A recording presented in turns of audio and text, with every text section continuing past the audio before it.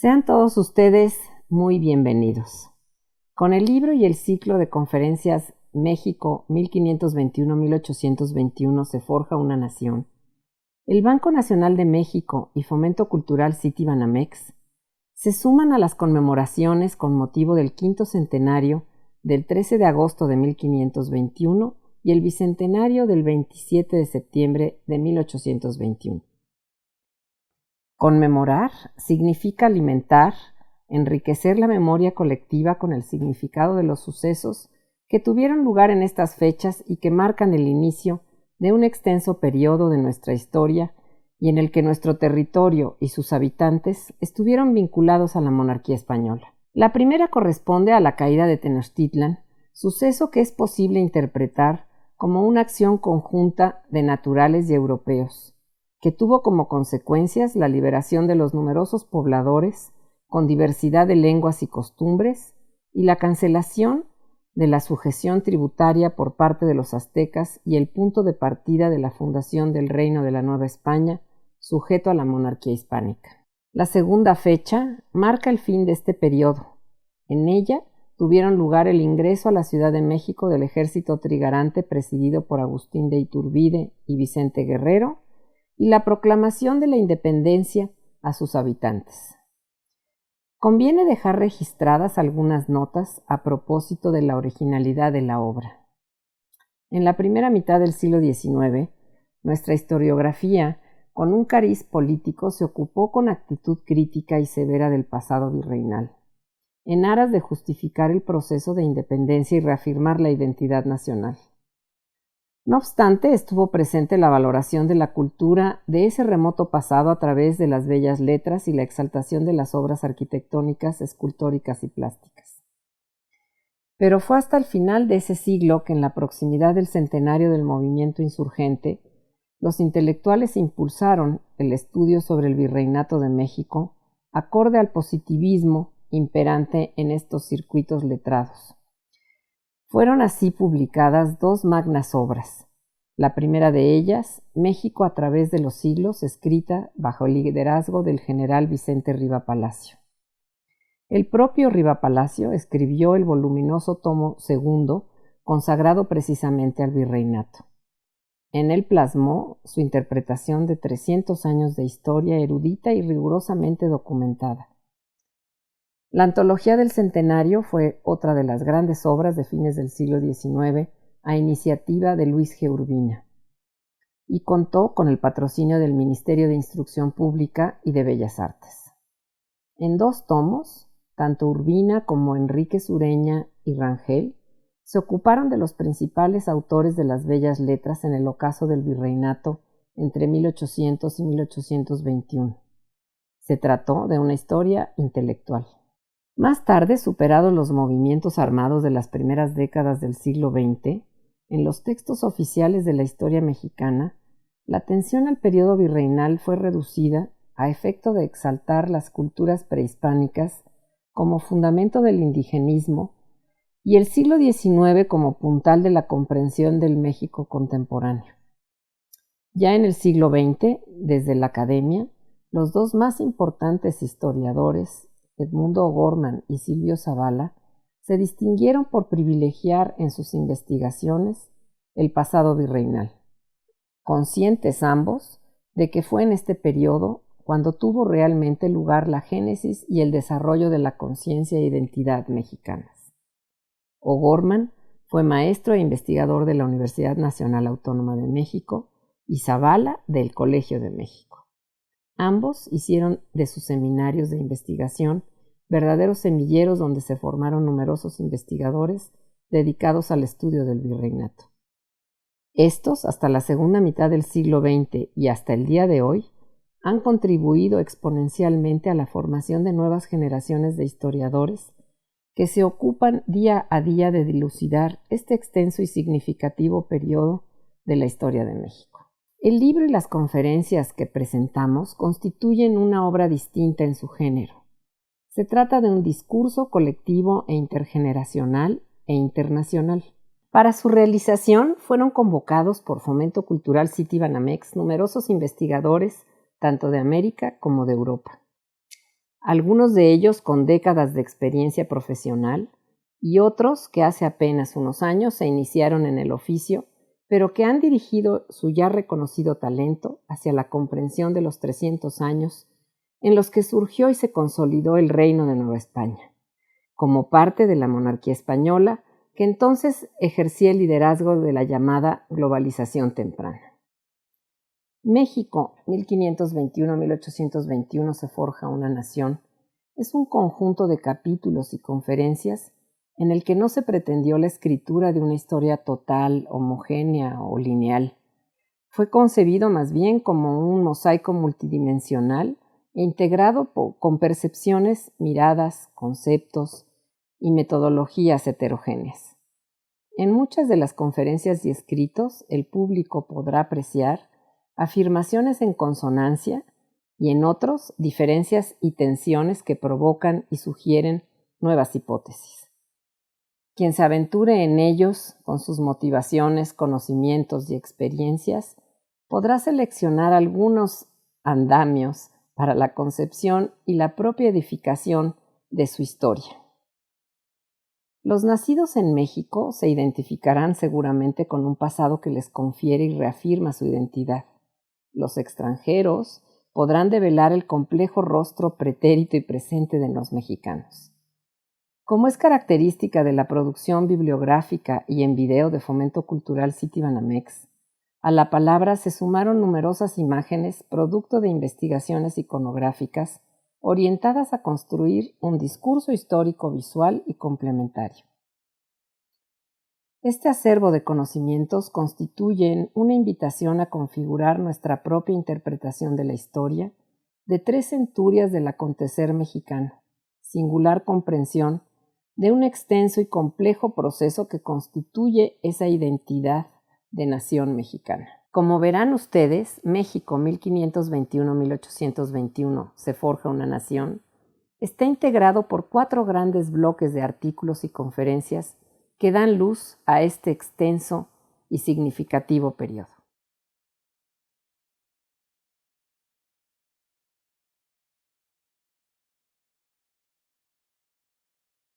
En una primera parte de estas conferencias presentamos una historia propositiva que invita a valorar el siglo XVI como la centuria de conquistas, sí, pero también de reconocimiento de un espacio pródigo y de cómo europeos y americanos se fusionaron, se expandieron en él y lo poblaron. Se trata de un siglo verdaderamente fundante.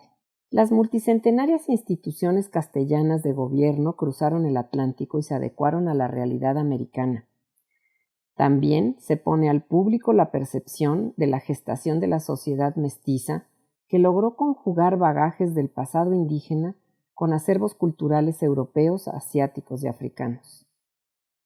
En 1521, año en el que Carlos V fue coronado emperador del Sacro Imperio Romano Germánico, también Hernán Cortés consumó la conquista de México Tenochtitlan y Fernando de Magallanes con Juan Sebastián Elcano emprendieron la primera circunnavegación del orbe.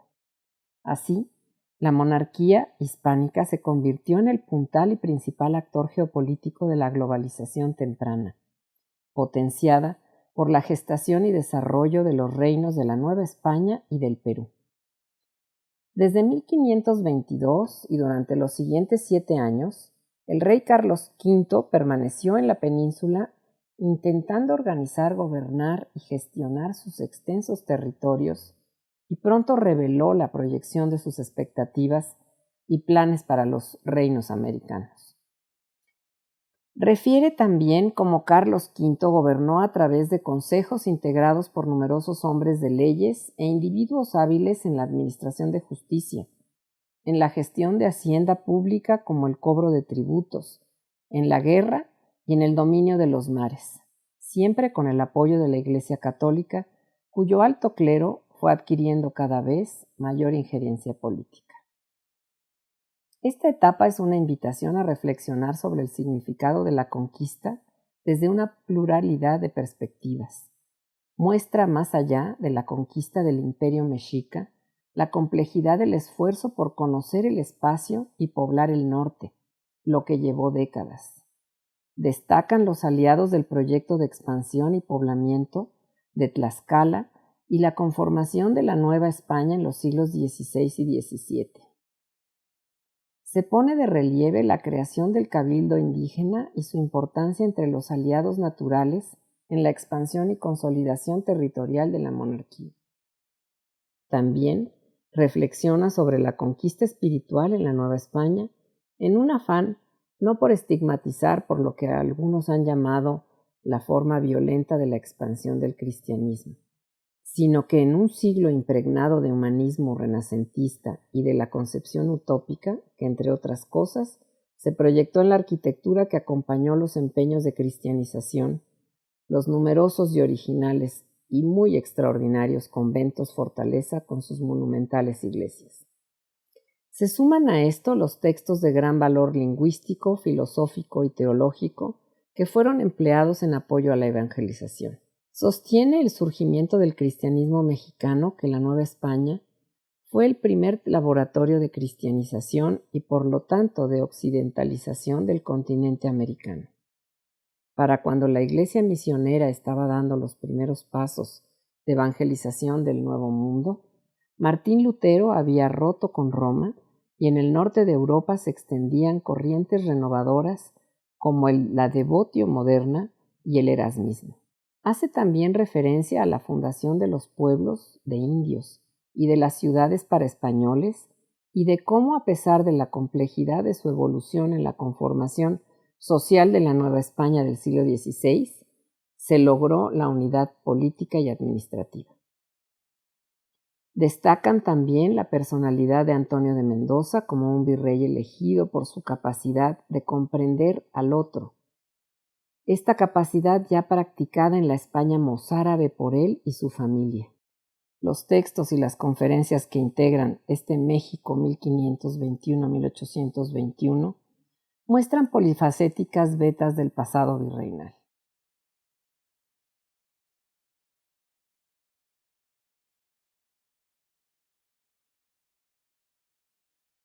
La gestación de la Nueva España, antecedente remoto de la cultura nacional mexicana, marcó un hito en la historia.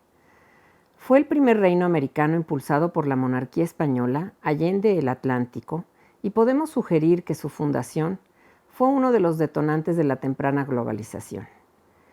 Entre otros aspectos, en él se planearon las numerosas expediciones que se realizaron para cruzar el Pacífico y llegar a las costas de Filipinas y, avanzado el siglo XVI, lograr la ruta que hizo posible el tornaviaje. Esta hazaña agilizó el tráfico mercantil con Asia y dio lugar al mundo como un solo macrosistema económico. En el contexto europeo, durante el gobierno de Castilla y Aragón por Juana, hija de los reyes católicos, en mancomún con su hijo Carlos V, emperador del Sacro Imperio Romano Germánico, se dieron condiciones propicias para configurar un reino en los territorios explorados y conquistados por Hernán Cortés, con la ayuda de sus aliados americanos. Artistas y escritores, con sus pinceles y sus plumas, legaron testimonios que, a partir de la acuciosa mirada y el riguroso análisis de la doctora Renate Piper, son procesados en el ejercicio de la disciplina histórica, para ofrecer una original perspectiva del escenario europeo al tiempo en que Cortés pisó tierra firme americana.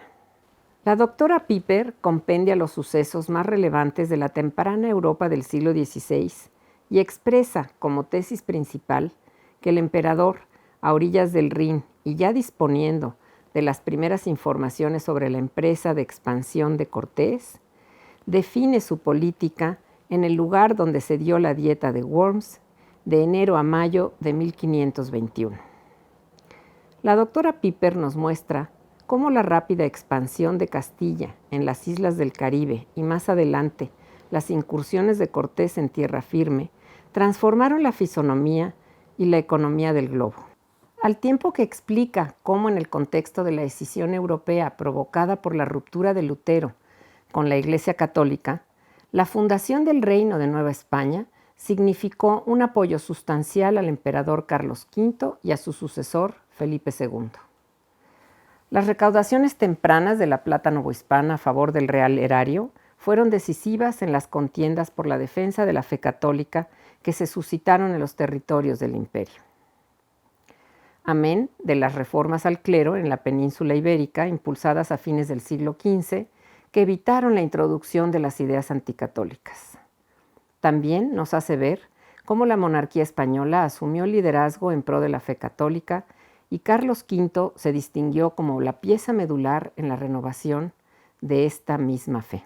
Piper llama la atención a la provisión de los minerales americanos y al intercambio mundial de las técnicas de extracción y transformación de los minerales, fundamentales ambos en el desarrollo de la economía mundial.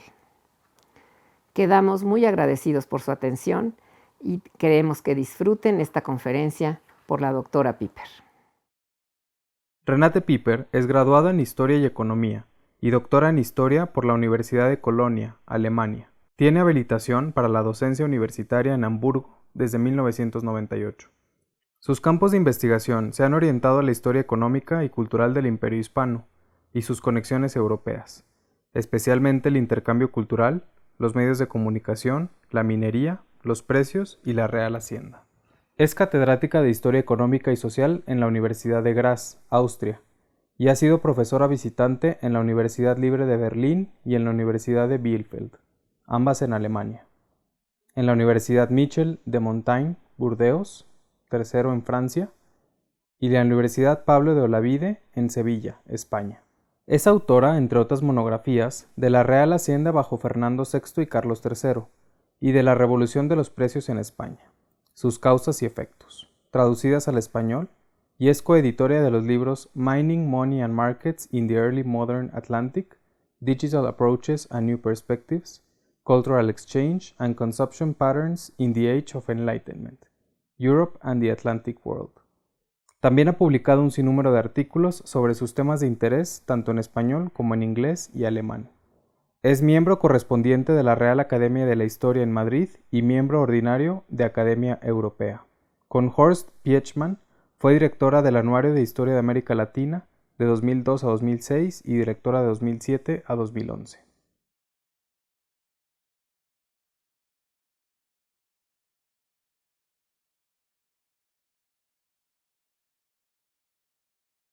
Saludos a los estimados oyentes y en primer lugar van mis gracias al Fomento Cultural Banamex y su directora Cándida Fernández Calderón por la invitación y gracias a ella y su equipo por la organización. En la siguiente conferencia será mi tarea de presentar las circunstancias europeas alrededor del año 1521 y de indagar sobre posibles repercusiones que los eventos en lo que sería posteriormente México y el mundo americano tuvieron sobre la situación en Europa. Entre enero y mayo de 1521, el emperador Carlos V, recientemente electo, asistió a la dieta en Worms, una ciudad relativamente pequeña al lado del Rin. En el marco de esta dieta se sentaron las bases de la geografía política del reinado de Carlos V y de sus sucesores. Carlos y Fernando, el hermano menor, contrataron que Fernando heredaría los territorios austríacos de los Habsburgos. Además, en este mismo evento de la dieta, los estamentos del Imperio alemán, los príncipes, el clero y las ciudades imperiales acordaron una fórmula de repartir ayudas fiscales para el combate contra el avance del Imperio Otomano. Y finalizada la dieta, pero todavía en Worms, Carlos V promulgó un edicto contra Lutero y su protestantismo religioso. Ven aquí en este folio una imagen que hizo difundir Carlos V para propagar sus ideas y su posición.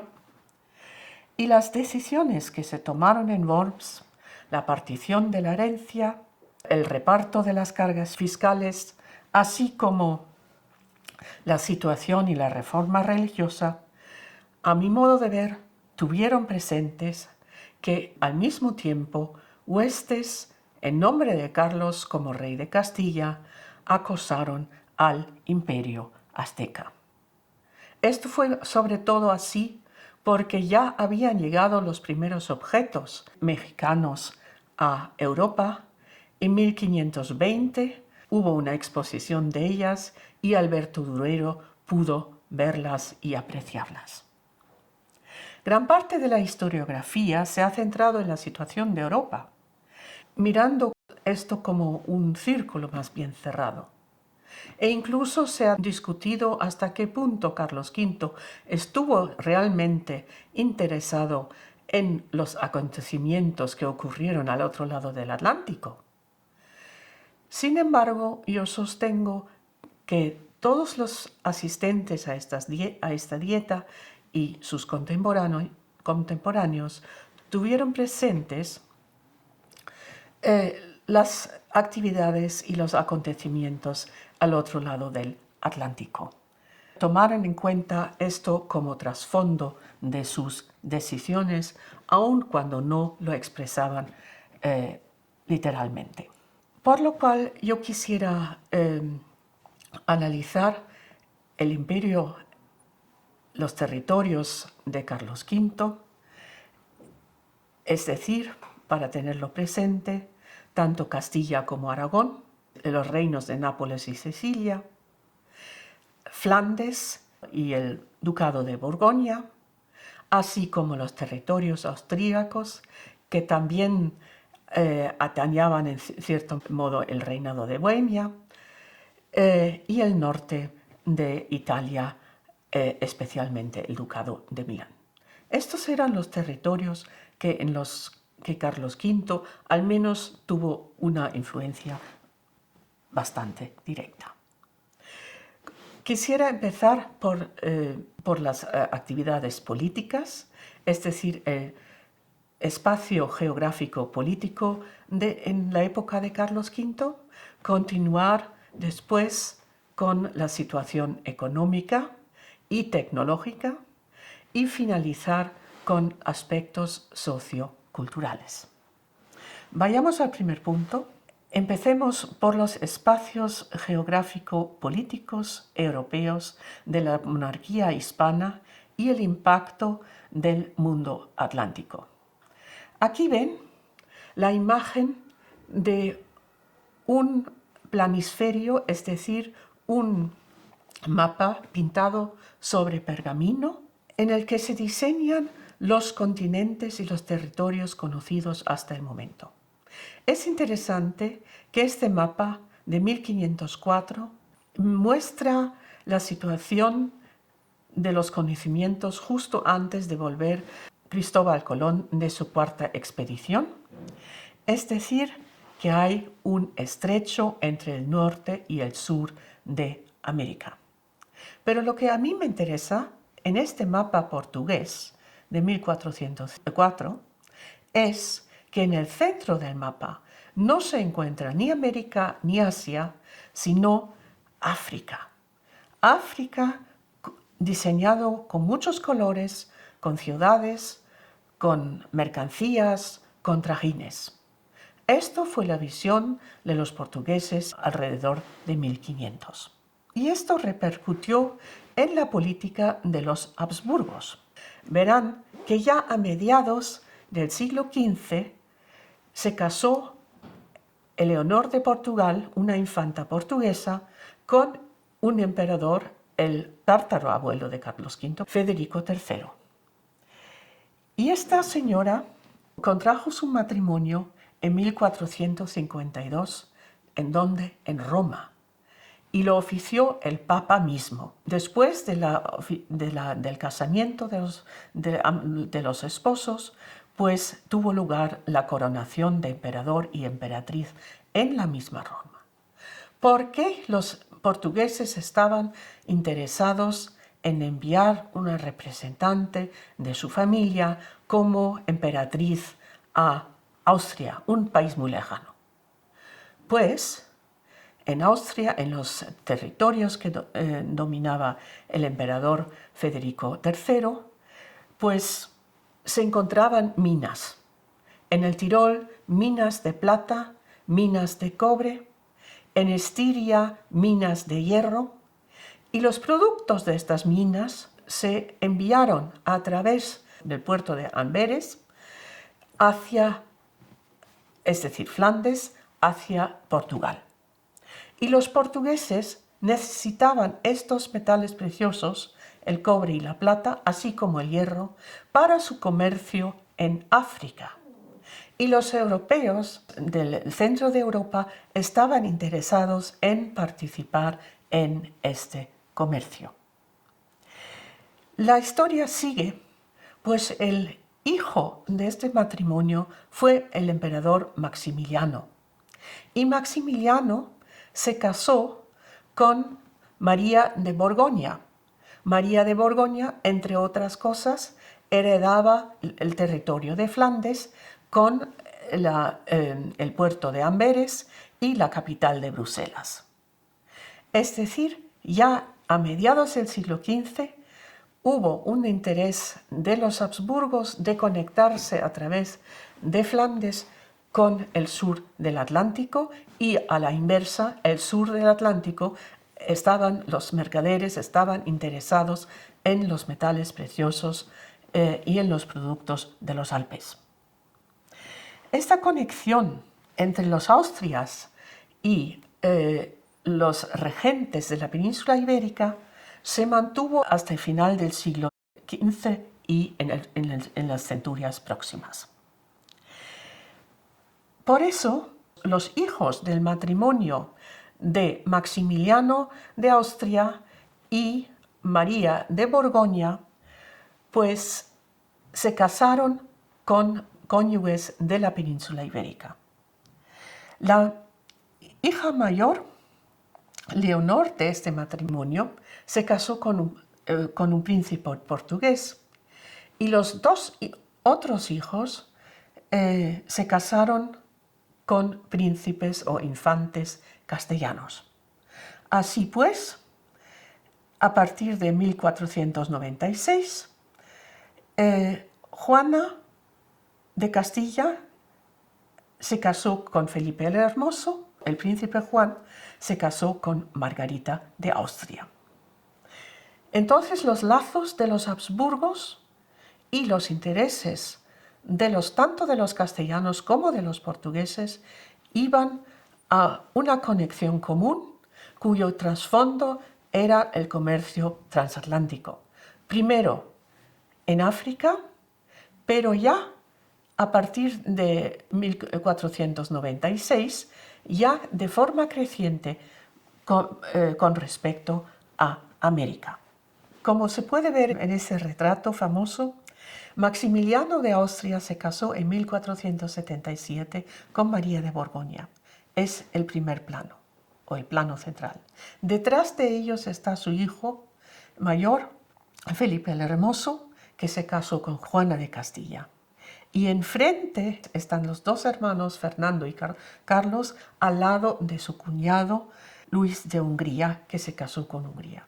Es decir, la perspectiva oficial de Maximiliano y su entorno fue la de la unión entre Flandes, Austria y Hungría, el reino de Hungría y Bohemia.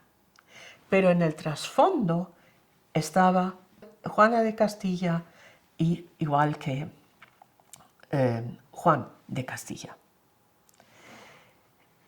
Y esto explica por qué en 1521, cuando podemos ver es la representación de Europa por Abraham Ortelius, ya mucho después, pero para hacerles una idea de cómo se representaba Europa en aquel momento, pues esto es la razón por la cual Carlos V no optó por heredar su herencia paterna. Y la herencia de su abuelo paterno se la dejó a su hermano. E incluso ya vio la posibilidad de que su hijo, Felipe II, no heredara la corona imperial después de la muerte de Carlos V, lo que también ocurrió. Y Carlos V, además de prescindir de la herencia de Austria y Bohemia, cortó los lazos intensos que su padre y su abuelo y su tatarabuelo habían unido y tejido, es decir, que separó, por lo menos en parte, al Ducado de Borgoña y con esto también la rica provincia de Flandes y de los Países Bajos de Austria. Entonces, la herencia que obtuvo Carlos V y Fernando I, en lo que concierne la parte paterna, fue a manos del hermano menor. Y Carlos se quedó con el Ducado de Borgoña y Flandes, más la península ibérica, el sur de Italia y el norte, cuando se recuperó el Ducado de Milán, también no se lo dejó a su hermano, también lo integró en sus dominios, sobre todo a través de Castilla, las futuras Indias. Entonces se puede decir que el impacto del Atlántico en la política matrimonial hispano-portuguesa ya no empieza con los reyes católicos, sino antes, ya con los portugueses. En 1452, con el avance en las costas africanas, esto llevó a la conexión de Portugal con el Sacro Imperio. Y luego, con la conquista inminente en 1521 del reino azteca, favoreció a la elección de Carlos V como emperador. Entre los financieros estuvieron la casa de los Welser y de los Fúcaros, que financiaron esta elección, y estas dos casas posteriormente obtenieron prebendas en América. Y finalmente la solución de la posición de las Islas Molucas fue la condición para que Carlos V se casara con Isabel de Portugal en 1526. O sea que aunque la situación en América no se reflejó directamente en las decisiones bien visibles, pero como trasfondo siempre estuvo presente. Vayamos al aspecto económico. Tenemos aquí otro mapa. Este mapa ya es un mapa impreso y sobre papel, es decir, que la tecnología impresora ha avanzado bastante entre 1504 y 1544. Este es un mapa mundi pintado en Italia o diseñado en Italia y impreso en Venecia de Battista Agnese. Y ya no está el continente africano. Lo que aparece a primera vista es la ruta de Magallanes y Elcano.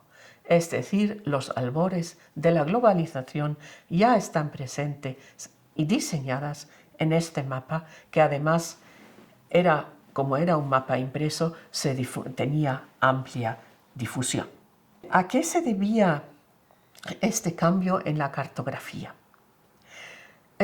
Vuelvo a retomar el mapa de Cantino de 1504 y ahora les pido que por favor no se fijen tanto en África, sino en la situación del sur del continente americano, que está diseñada sobre todo como Brasil, como con unos papagayos y unos árboles. Que esto tiene el aspecto de una isla, porque hay un estrecho entre el norte y el sur americano, y además se puede apreciar la isla de Cuba y la isla española, y sobre todo Cuba, que está cerca con el pico que quizás podría ser la Florida.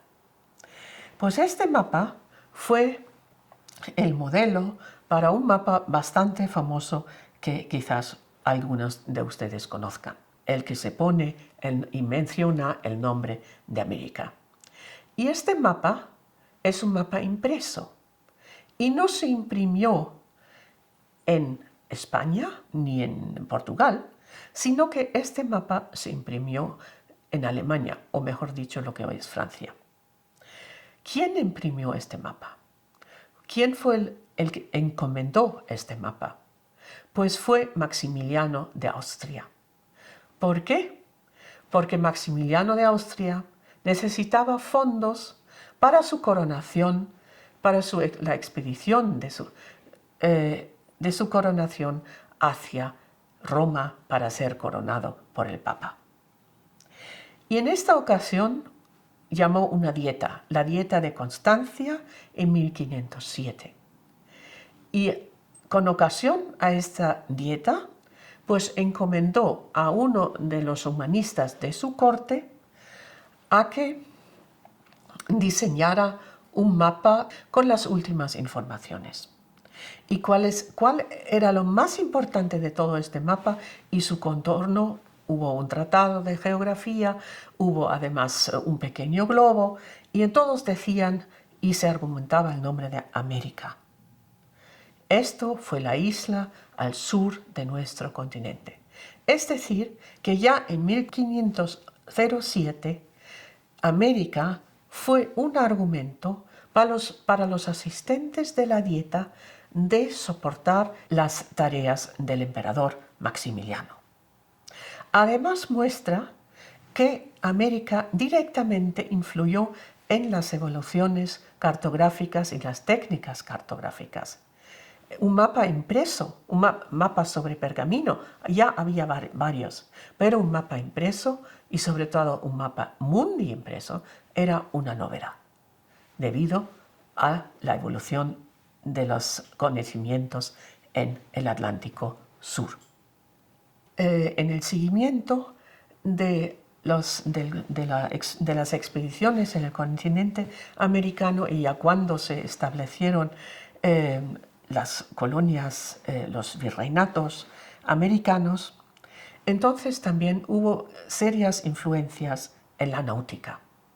Vemos aquí el famoso cuadro de Alonso Sánchez Cuello, alrededor de 1580, es para mostrarle que las embarcaciones y la náutica habían cambiado bastante.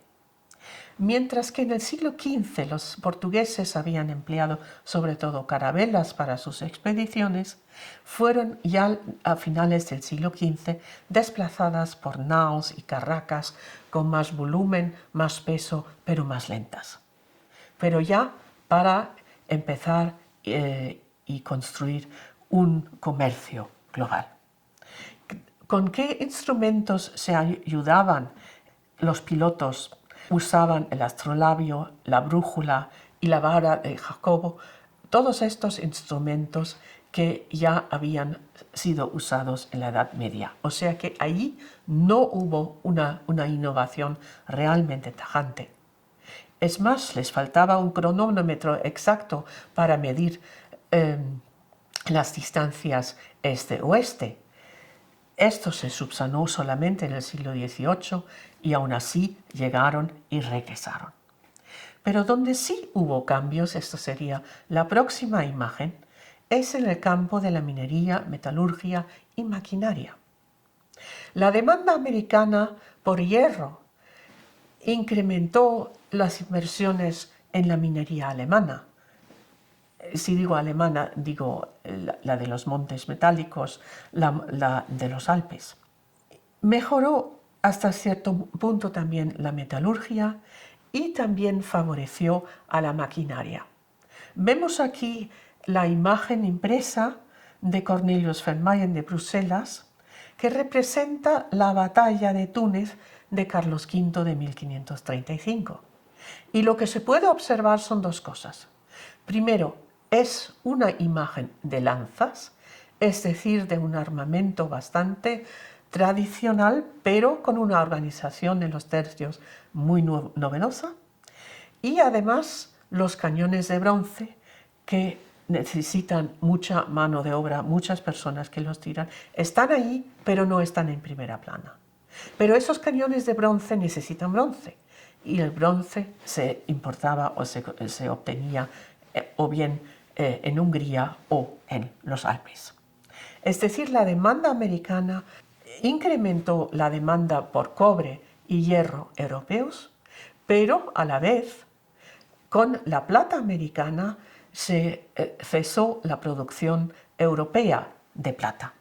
O sea que hubo un cambio en las necesidades de conectarse.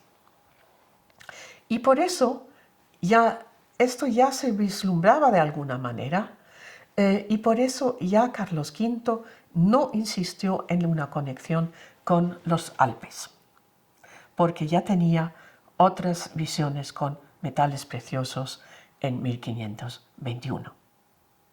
Lo que se olvida muchísimas veces es la organización.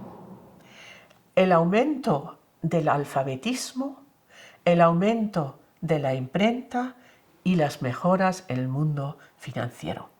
Aquí observamos un cuadro de Martín von Reimerswalde, un cuadro satírico de 1530 o 40, y todavía en esta época, en un centro comercial, critica y ridiculiza el empleo de la escritura, del papel y de una organización financiera.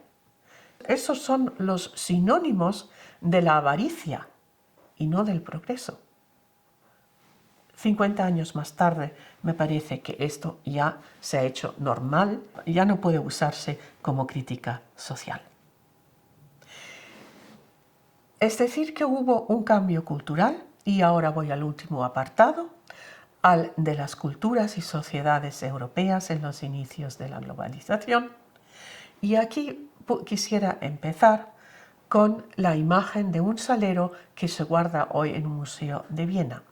Es un salero de marfil, elaborado por la etnia Sapi en el oeste de la costa africana, y abajo hay imágenes de africanos, y arriba, sentado en este salero, sobre un cojín, hay un marinero portugués con sus pantalones cortos, que normalmente no se usaban en Europa, y sobre todo fumando una pipa. Se confeccionó esta imagen de marfil entre 1500 y 1520, porque después desapareció esta etnia. O sea que inmediatamente después del contacto con Brasil, el tabaco aparece y cambia la cultura material europea. No solamente esto. La reforma del clero y la ortodoxia religiosa fueron temas de masiva importancia en Europa, tanto en Alemania como en España. La intransigencia de Carlos V con respecto a sus adversarios en temas religiosos es palpable y se muestra ya en la Dieta de Worms de 1521. A primera vista, la política religiosa de Carlos V no tuvo conexión directa con la situación americana. Pero si lo miramos de cerca, sí la hubo. Porque América le podía proporcionar fondos y riquezas adicionales que le permitían fortalecer su situación política, y la situación religiosa estaba íntimamente ligada a la situación política. Esto ya se dio en la península ibérica cuando se creó la Inquisición en 1478. La Inquisición en España fue el único órgano y la única institución que tanto tuvo vigor en Castilla como en Aragón en tiempos de los reyes católicos. Además, a diferencia de las otras organizaciones eclesiásticas, los reyes obtuvieron del Papa el favor de que ellos pudieran nombrar 3 personas o elegir 3 personas aptas para ser inquisidor general, puesto que luego nombraría el Papa mismo. Es decir, el inquisidor general, Torquemada, un dominico, al principio era una persona muy adscrita a la corte. Además, al mismo tiempo, los reyes católicos emprendieron una reforma religiosa pidiendo al clero que por favor aprendiera latín, sepa leer y escribir y llevará una vida conforme a las prescripciones religiosas.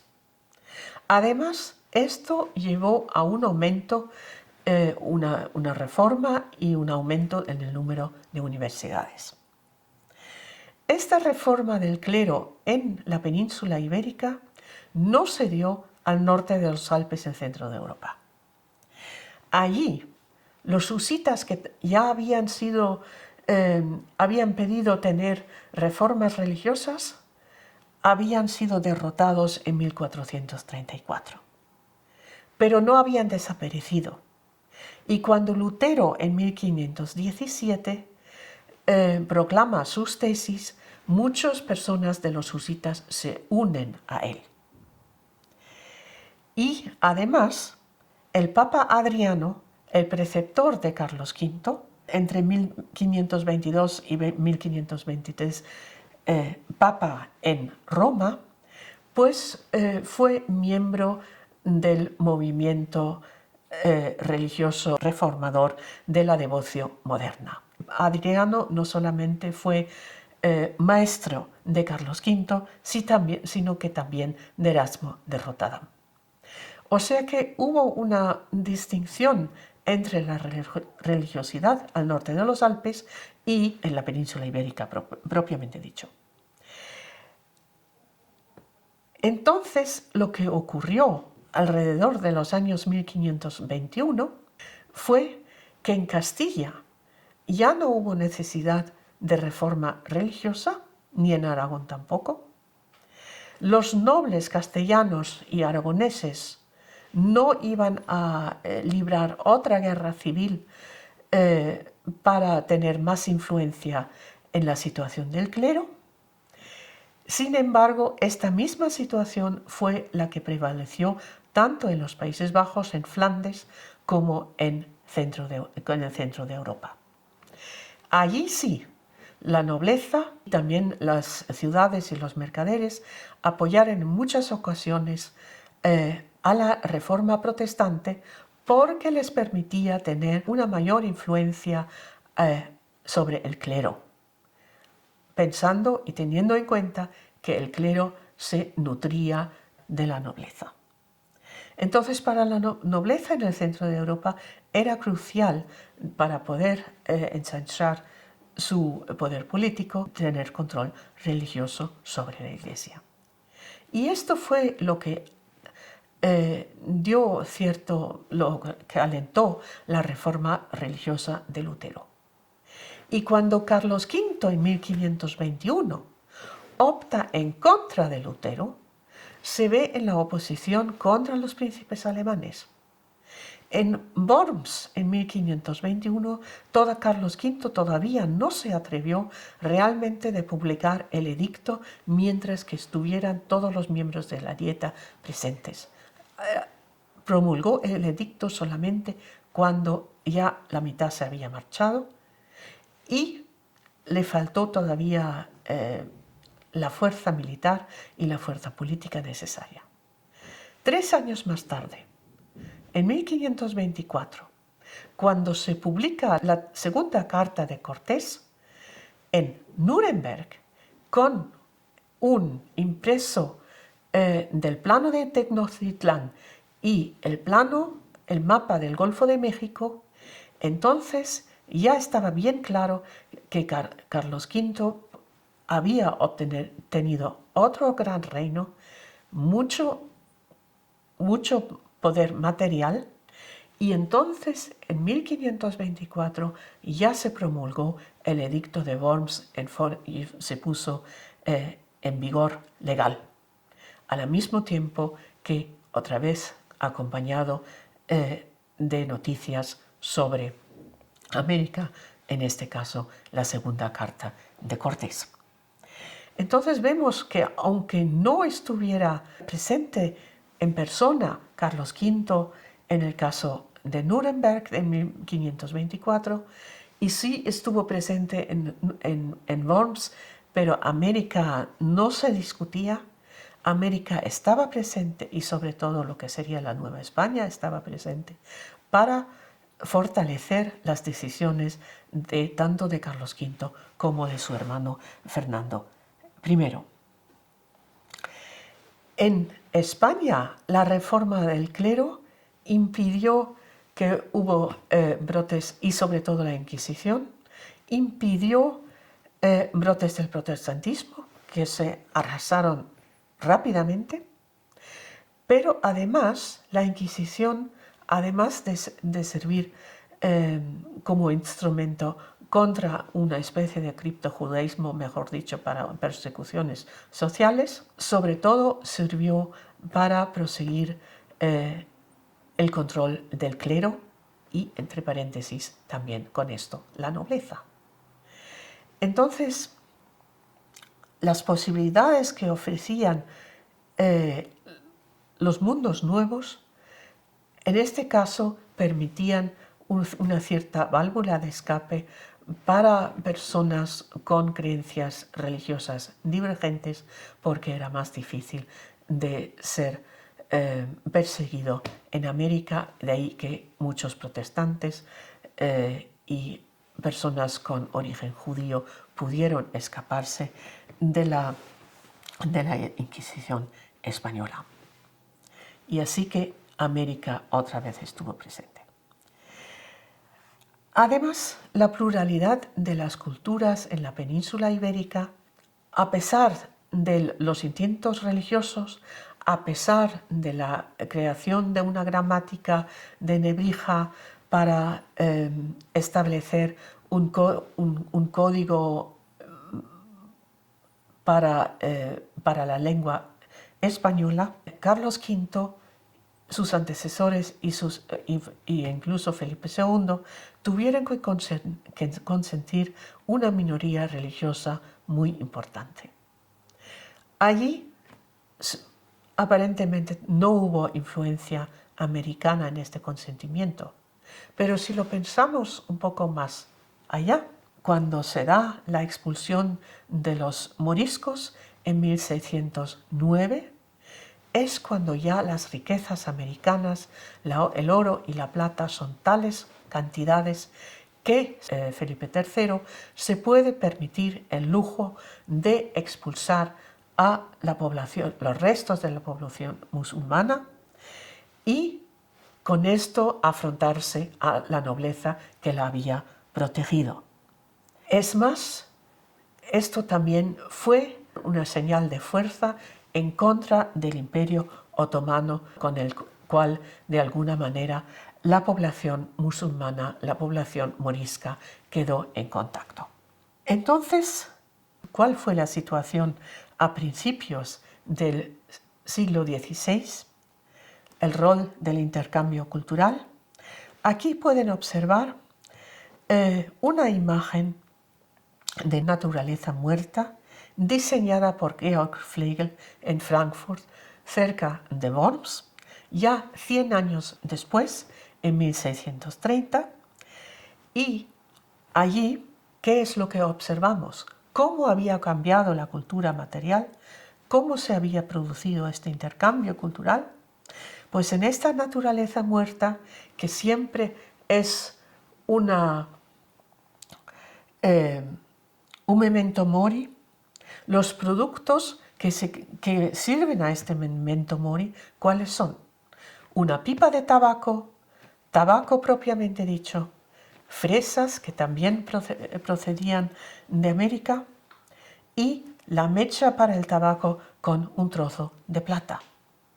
Y lo demás, papel, vino y un vaso de cristal también eran productos codiciados, más o menos costosos, pero asequibles, al igual que las demás cosas presentadas aquí, a una élite o personas acaudaladas.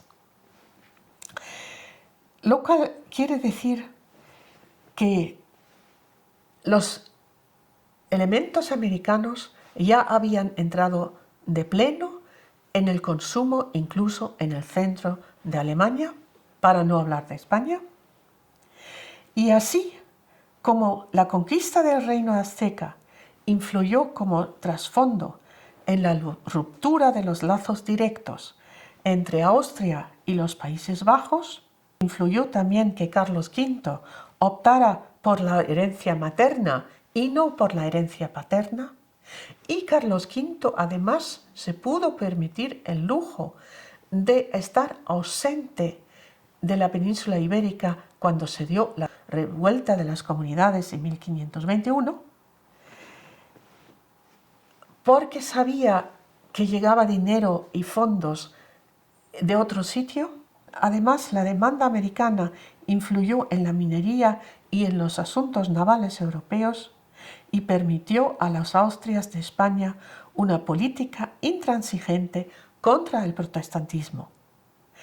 Esta época de Flegel, es decir, 100 años después de la conquista de México, en esta época de Flegel, de 1630, América les permitió a los Austrias, además, liberar una guerra de 30 años civil especialmente cruenta, mientras que en los reinos de la Nueva España hubo, por lo menos en la situación exterior, relativamente paz.